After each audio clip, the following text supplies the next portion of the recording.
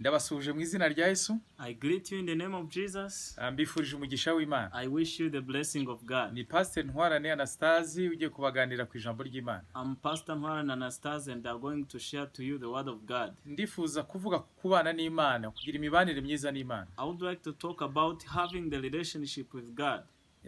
Kugirana imibanire myiza n'Imana ni ikintu cy'ingenzi cyane. This is the most important thing, having a relationship with God. Kuko iyo tubanye n'Imana, because when we are having a relationship with God, hari imigisha ikomeye tubona mu kubana n'Imana. There are blessings that comes from that relationship. Nkuko n'ubundi mu mibanire y'abantu, iyo abantu babana neza hari bivamo. As it is the same as how people live together, when they have good relationship, there is a benefit for that. Muri Luka 22, according to Gospel according to John 22, Luka 22, Gospel according to Luke 22, sorry, 28, verse 28, haravuga ngo nimwe mwagumanye nanjye. It says that you are the one who stayed with me. Twihanganana. You have been with me mu byo nagerageje. Through all my trials. Kubana na Kristo, kubana n'umwami ibihe byose ni ikintu cy'umumaro cyane. This is the most important to live, to have relationship with Christ. Niyo mpamvu Yesu abishimira abigishwa be. So that's the reason why Jesus thanks this for his disciples.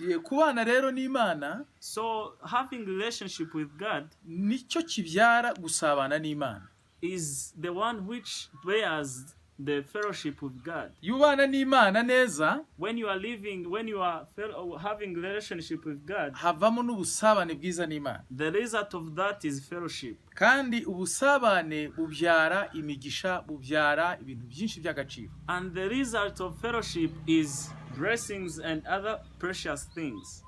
Rero ni ibiki dukora kugira ngo tubane n'Imana neza? So what do we do so that we may create our relationship with God? Icyambere ni ugukora ibyikunda, kumenya ibyikunda ukaba ari ibyo ukora.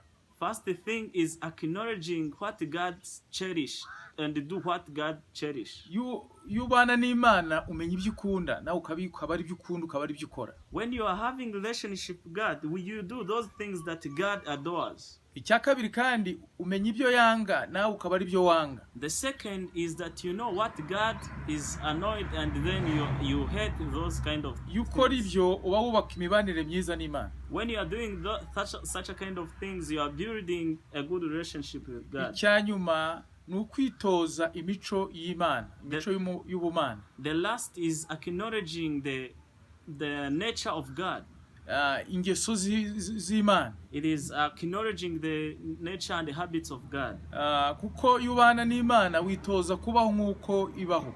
Because when you are living with God, you train to yourself how to live like how God lives. Ukamenya ko yera. And you know that God is holy. Nawe ukabyitoza. Then you train yourself to be holy. Hari abantu benshi babanye n'Imana muri Bibiliya. There are most people who lived with God in the Bible. Abrahamu, like Isaka, Isaac, Yakobo, Jacob, Dawudi n'abandi. And David and so on. Abo bose baciye muri ibi bintu turiho tuvuga ibintu ko ari bitatu. All of those people have passed through these three things that we are sharing to you. Kumenya ibyikunda, to know what God likes, kumenya ibyo yanga, to know what he hates, no kwitoza imico y'Imana, and acknowledging his habits and nature. Imana ibahe umugisha. May God bless you. Bifurije kubana n'Imana. I wish you to have a relationship with God. Kuko nicyo cy'agaciro mu buzima. Because this is the most thing important in life. Reka tubasabire umugisha. Let me pray for you. Mana umugisha abana bawe. Father, bless your people. Bigishe, teach them kubana nawe. How to live with you. Ubitwigishe. Teach us. Mu izina rya Yesu. In Jesus' name. Amen. Amen.